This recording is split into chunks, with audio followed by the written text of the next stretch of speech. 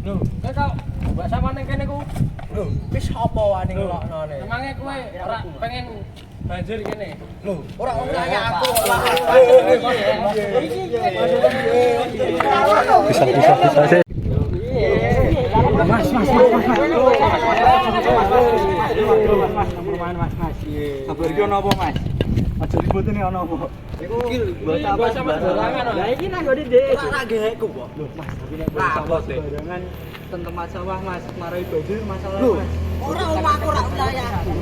Mas, belum sampah. Ya jeneng kene wis ana tempat sampah dipencarkan. Lah jenengan buang sampahnya nang kono. Nggih. Ora wilayah.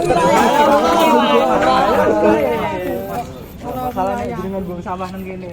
Penyantol nang got banjir, Mas. Mosok ngetok mari banjir. Iki sampah cilik ngene nek nyantole nang got Kasih banjir. yuk. Mosok sampah semen cilik upele iso marai banjir. Jenengan ra percaya iki nek misal sampah semene cilike nang got iso nyumbat banyu, Mas, marai banjir. Nek jenengan ra percaya iki.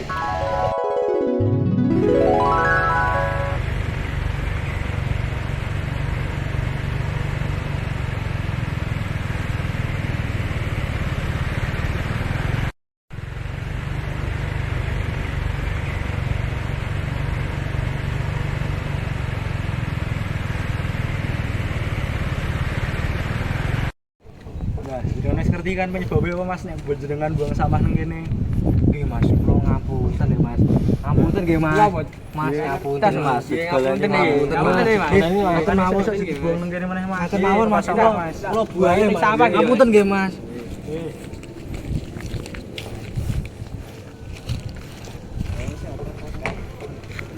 Pun kula pamit rumiyin nggih Mas. Monggo Mas.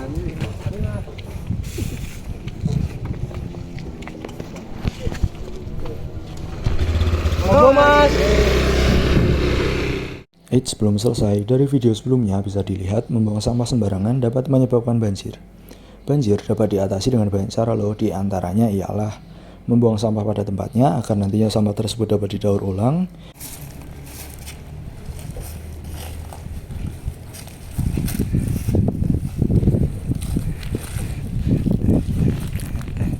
Rajin membersihkan halaman rumah agar got tidak tersumbat, membuat sumur resapan air agar air hujan tidak mengenang, atau memanfaatkan paving block sebagai media jalan.